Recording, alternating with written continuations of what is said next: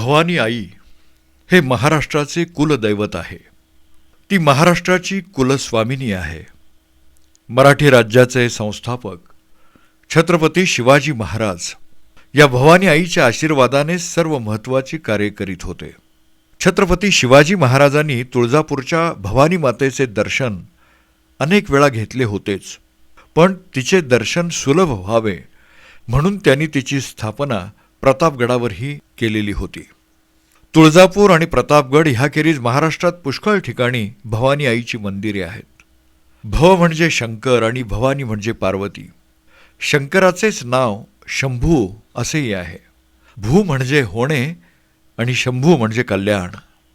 लोकांच्या कल्याणासाठी झालेला म्हणजे अवतरलेला तो शंभू. अमरकोशात शंकराची 48 नावं दिलेली आहेत. त्यामध्ये भव आणि शंभू ही नावं आहेत. अमरकोशात भवानीचीही 21 नावं दिलेली आहेत. ही नावं अशी आहेत: उमा, कात्यायनी, गौरी, काली, हैमावतीधारी, शिवा, भवानी, रुद्राणी, शर्वाणी, सर्वमयी, गला, अर्पणा, पार्वती, दुर्गा, मुडानी, चंडिका, अंबिका, आर्या, दाक्षायणी, चैव, गिरिजा, मेनकात्मजा. शिवा म्हणजे कल्याण. शिव हे महादेवाचं म्हणजे शंकराचंच नाव आहे. इथं मूड म्हणजे शंकर. भवानी आईची ही नावं पाहिली म्हणजे लक्षात येईल की ही देवी केवळ महाराष्ट्राचीच नव्हे तर अखिल भारतीयांचीही आराध्य देवता आहे. महादेव हे सगळ्या भारताचे मुख्य दैवत आहे. असं एकही गाव आपल्या देशात सापडायचं नाही की जिथं महादेवाचं देऊळ नाही. लिंगपूजा ही महादेवाचीच पूजा. ही लिंगपूजा फार प्राचीन काळापासून चालत आलेली आहे. आर्य लोक भारतात येण्याच्या पूर्वीपासून ती चालू आहे आणि तेव्हापासून शंकराची आणि पार्वतीची ही पूजा देशात सर्वत्र सुरू झालेली आहे. सारे जगच प्रकृती आणि पुरुष यांच्या संयोगानं झालेलं आहे असं बऱ्याच विद्वान लोकांचं म्हणणं आहे. क्षर आणि अक्षर असा भगवद्गीतेत आलेला उल्लेख किंवा माया आणि ब्रह्म म्हणून ज्याचा उल्लेख केला जातो ती प्रवृत्ती आणि पुरुषच पार्वती आणि शंकर होय. भेदिक लावण्या गाणारे लोक कलगी आणि तुरा म्हणून ज्या प्रकाराने ही गाणी गातात त्या कलगी तुऱ्यांनाच माया ब्रह्म म्हणतात. हे दिसणारं सारं जग आपोआपच झालेलं आहे म्हणून त्याला प्रकृती किंवा स्वभाव, मूळ रूप असं मानतात. पण ह्या जगाला कारणीभूत झालेले असे जे चैतन्य मानले जाते तेच ब्रह्म.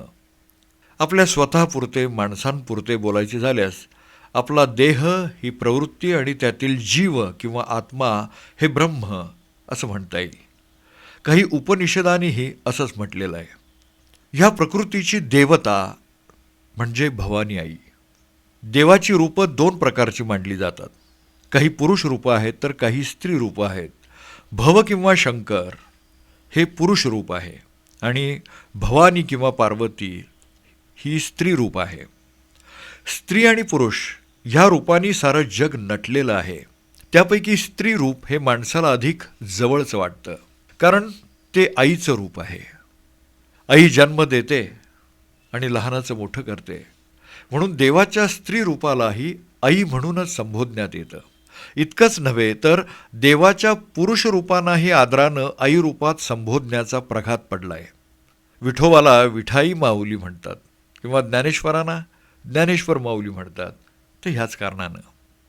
आपल्या महाराष्ट्रात देवीची देवळं गावगाव आहेत. ती सारी भवानी आईचीच रूपं आहेत. मात्र ती सर्वत्र एकाच नावानं ओळखली जात नाहीत. ग्रामपरत्वे त्यांची नावं निरनिराळी आहेत. एकम सद्विप्रा बहुधा वदंती. वेदांतातील वचन ब्रह्माला, सत्याला किंवा एकाच परमेश्वराला उद्देशून ऋषींनी म्हटलेलं आहे.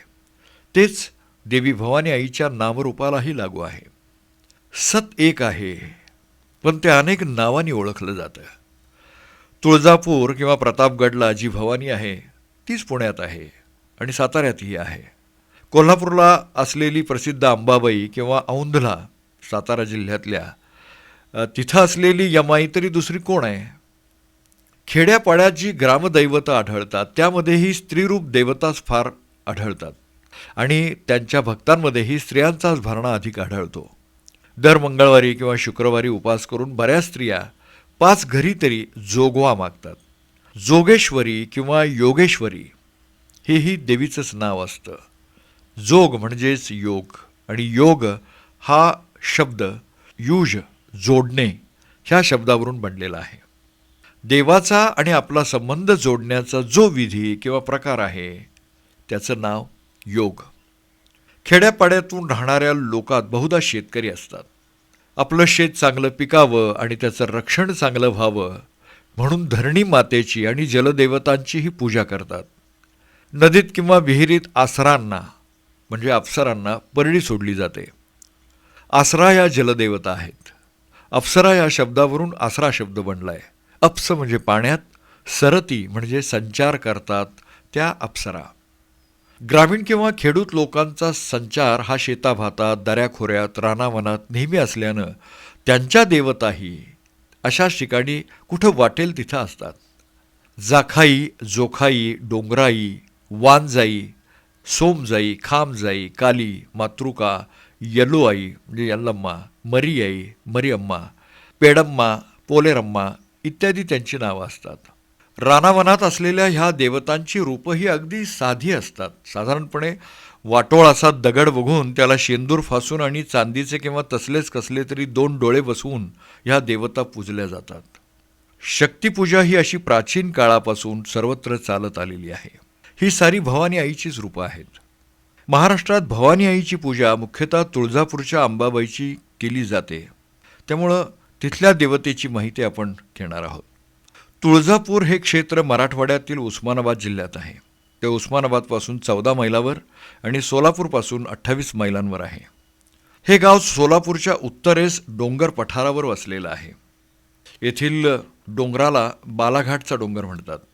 तुळजापूरच्या तिन्ही बाजूंना डोंगराचा भाग असून एका बाजूला झाडी आहे. हे ठिकाण रम्य आहे.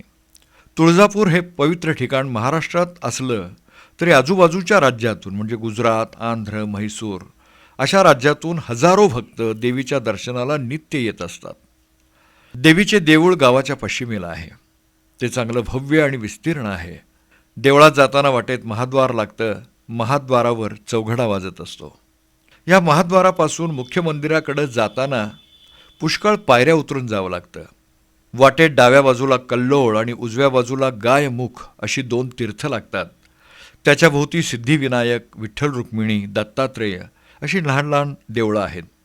ही पाहून पुढे गेल्यावर दुसरं द्वार लागतं. ह्या दारातून आत गेल्यावर आणखी काही पायऱ्या लागतात. मग होमकुंड लागतं. भव्य गोपूरही दिसतं. यानंतर मुख्य मंदिराचं द्वार लागतं. ते दक्षिणेकडे तोंड करून आहे. हे सगळे पितळेच्या पत्र्याने मढवलेले आहे. मुख्य मंदिरात शिरल्याबरोबर सभामंडप लागतो. ह्या सभामंडपात लग्न आणि मुंजीचे सोहळे आणि मुलाचे जावळ काढण्यासारखे विधी उरकले जातात. सभामंडपात पश्चिमेकडे सिंहासनावर श्री तुळजाभवानी उभी असलेली दिसते. पूर्वेकडे श्री भवानी शंकराची मूर्ती आहे. उत्तरेच्या बाजूला तुळजाभवानी आईचे शयन मंदिर आहे. देवीची मूर्ती गंडकी शिळेची असून अतिशय सुंदर, रेखीव आणि प्रमाणबद्ध अशी आहे. ती अष्टभुजा आहे आणि महिषासूर मर्दिनी अशी तयार केलेली आहे. मूर्तीच्या उजव्या आणि डाव्या खांद्याजवळ अनुक्रमे चंद्र आणि सूर्य यांच्या आकृत्या आहेत. 8 हातांपैकी 6 हातात निरनिराळी शस्त्र असून राहिलेल्या 2 हातापैकी एकानं महिषासुराची शेंडी धरलेली आहे, तर दुसऱ्या हातानं त्याच्या बरगडीत भाला खुपसलेला दाखवला आहे. पायाखाली रेड्याच्या रूपात महिषासूर दाखवलेला आहे. महिष म्हणजे रेडा आणि असुर म्हणजे राक्षस. माणसातील दुष्ट प्रवृत्ती रेड्याच्या स्वरूपात असून जनतेला त्रास देणाऱ्या राक्षसाला म्हणजेच माणसातील अनीतीला ठार मारण्यासाठी देवी भवानीचा अवतार झालेला आहे.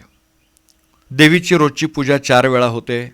पहाटेला पुजारी येऊन देवीचे श्रीमुख आणि हातपाय एका ओल्या वस्त्राने पुसतो. त्याचवेळी दर्शनासाठी आलेल्या भक्तांच्या हातावर हे वस्त्र पिळण्यात येतं आणि चरणतीर्थ म्हणून भक्तमंडळी ते आवडीनं पितात. त्यानंतर लगेच देवीची न्याहारी होते. ही न्याहारी भाजी भाकरीची असते.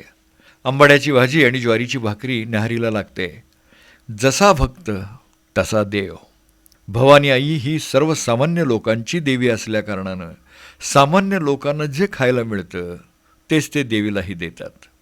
दुपारी महापूजा होते. पंचमहाभूताच्या वेळी दह्या दुधाची भांडी देवीच्या मस्तकावर ओततात. नंतर चांगल्या पाण्यानं तिला न्हाऊ घालतात मग देवीच्या कपाळावर चंदनाचा मळवट भरतात, मस्तकावर हळद कुंकू वाहतात, छतावर बुक्का उधळतात.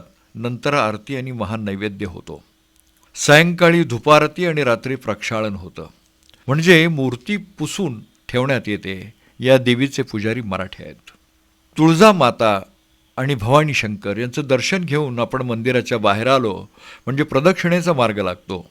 हा मार्ग चांगला ऐसपैस असून त्याच्या भोवती चांगल्या ओऱ्या बांधलेल्या आहेत. मूळ मंदिर जुनं हेमाडपंथी आहे, पण त्यामध्ये वेळोवेळी सुधारणा करण्यात आलेल्या आहेत.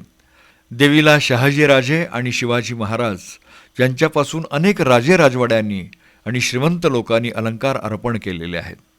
शिवाजी महाराजांनी एक पुतळ्याची माळ दिलेली आहे. या माळेतील प्रत्येक पुतळीवर राजे शिवाजी छत्रपती ही अक्षरं कोरलेली आहेत. येथे दर मंगळवारी छबिना निघतो. देवीच्या डाव्या हाताचे ओवरीत त्यासाठी सिंह, नंदी, गरुड, हंस, मोर इत्यादी लाकडी रंगीत वाहनं तयार ठेवलेली आहेत. यापैकी एखाद्यावर देवीची अंबारी ठेवून प्रदक्षिणा सुरू होते. त्यावेळी संबळ वगैरे वाद्य वाजू लागतात. भूते पोत घेऊन नाचतात. मग आराध्याच्या अंगात देवीचा संचार होतो आणि अनेक भक्त आपापले प्रश्न विचारित असतात. येथील सर्वात मोठा उत्सव नवरात्रात असतो. प्रतिपदेच्या दिवशी गावचा कुंभार 3 घागरे आणून गोमुख तीर्थाजवळ ठेवतो. अधिकारी सेवेकरी मग वाजत गाजत ते घट खाली आणतात. पहिला घट सभामंडपात ईशान्येला स्थापन करतात. दुसरा घट देवीसमोर शिवमंदिर आहे त्याच्या मागच्या त्रिशूलेच्या ओवरीत बसवतात आणि तिसरा त्याच आवारातल्या मातंगीच्या मंदिरात स्थापन करतात. नंतर देवीच्या समोर बांधून ठेवलेल्या होमकुंडात नवचंडीचे हवन सुरू होते. इथं खंडेनवमीला पूर्णाहुती होते. दसऱ्याच्या रात्री देवी शिलंगणाला निघते. पालखी निघाली की जनसमुदायाच्या मुखातून उदो उदोचा मोठा घोष उठत असतो. नगारा, तास, संबळ झडू लागतात. दिवे, दिवट्या, पोत यांनी जणू सगळा डोंगरच पाजळला जातो. बायका पुरुष सगळे देहभान हरपून यात्रेत सामील होतात. कुंकवाची उधळण पालखीवर आणि इतरत्र होत असते. उत्तर रात्रीपर्यंत ही मिरवणूक चालू राहून देवी परत मंदिरात येते. तुळजापूरच्या देवीचे मुख्य पुजारी आणि भोपे तेथील कदम पाटील आहेत. त्यांचं घराणं उत्तर हिंदुस्थानातलं. या घराण्यातील भूतोजी नावाचा पुरुष हुमायून बादशहाच्या काळात इथं आला. त्यानं आपल्या भक्तीनं आणि कर्तबगारीनं तुळजापूरची ख्याती वाढवली. या मूळ पुरुषाच्या नावावरून अंबाबाईचा पोत पाजळणाऱ्या लोकांना भूते म्हणण्याचा प्रघात पडलेला दिसतो. भवानी आईच्या भक्तीचा प्रसार गोंधळी लोकांनी आजवर फारच केलेला आहे. हे गोंधळी लोक देवीचा गोंधळ घालून समाजामध्ये भक्तीचा आणि ज्ञानाचा प्रसार करीत आले आहेत. गोंधळाच्या वेळी लोकांची करमणूक करून नाना प्रकारच्या लोककथा हे गोंधळी सांगत असतात. पुष्कळ लोक घरचा विवाह विधी आटोपल्यावर एक दिवस गोंधळ घालून आणि अंबा भवानीची यथासांग पूजा करून विवाहविधीची सांगता करीत असतात. देवीचा गोंधळ घालण्याचा प्रघात बराच जुना असला पाहिजे असं वाटतं. एकनाथ महाराजांनी आपल्या भारुडात गोंधळ घातलेला आहे.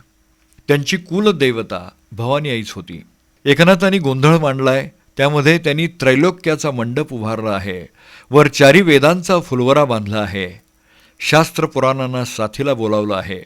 पुंडलिकाच्या हातात दिवटी बुधली दिलेली आहे आणि गोंधळा याओ जगदंबे विठाबाई तू मूळसांभे म्हणून देवीला हकारलं आहे.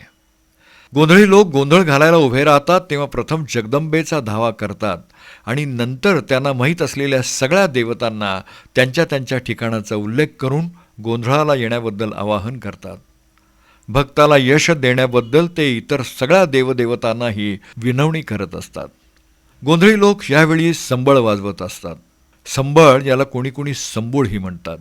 हा मूळ शब्द सम्मेळ, सर्व प्रकारचा मेळ साधणारं ह्या शब्दावरून आला असावा. संबळ हे गमतीचं वाद्य आहे. ते चांगलं वाजायला लागलं की एक प्रकारची वीरश्री निर्माण होते. भवानी आई हे क्षत्रिय दैवत आहे. महाराष्ट्राचे क्षात्र तेज जागते ठेवायला ती सहाय्य करते. संबळ वाजवून गोंधळी हे काम करत असतात. गोंधळ हा शब्द संस्कृत गुंडल, एक प्रकारचा वाद्याचा आवाज, या शब्दावरून आला असावा असं दिसतं. गोंधळाच्या वेळी कवड्या खेळवलेला पोशाख आणि कवड्यांची माळ घालून देवीचा पोतही पाजळला जातो. हा पोत म्हणजे एक प्रकारची ज्ञानज्योत आहे. त्याच्या प्रकाशात लोकांना नाना प्रकारचं ज्ञान देण्यात येतं, अशी आहे ही भवानी आई.